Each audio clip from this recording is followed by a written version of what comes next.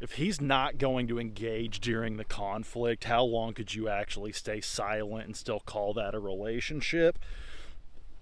This is usually when silence sort of becomes like a type of survival tactic, and many of us were raised to believe that patience is like the ultimate virtue, and a lot of us learned pretty early on too that usually from a parent who withdrew affection when we spoke up or something else along those lines, that staying quiet was the safest way to maintain a connection. So we adopted what really just amounts to a no noise policy in order to avoid becoming a target.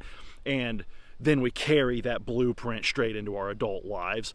So far, this maintains a sense of rationality because for the most part it works really well. In a relationship, this often manifests as an emotional buffering that manifests as you kind of retreat into silence in order to manage friction, or holding your breath until his mood stabilizes, or maybe convincing yourself that absorbing stress is the definition of being a supportive spouse. Really, though, what we've got here is that we don't go silent because it's actually solving the problem. We go silent because we've been trained to believe that our presence is the problem. You're going to mistake your ability to be ignored for emotional maturity, and then make yourself smaller to give him room to return on his own terms. And then you're probably taking full responsibility for his emotional avoidance and calling that self-discipline in order to rationalize all of it.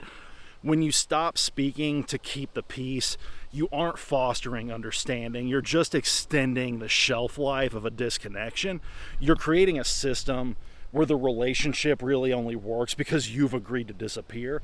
Don't measure the health of your bond by how long that you're willing to stay quiet. A relationship isn't defined by how well you tolerate being ignored. It's defined by whether or not both people are brave enough to show up during these little conflicts. Don't mistake the absence of noise for the presence of peace. Usually it's just the silence of two people who've run out of things that are really worth fighting for.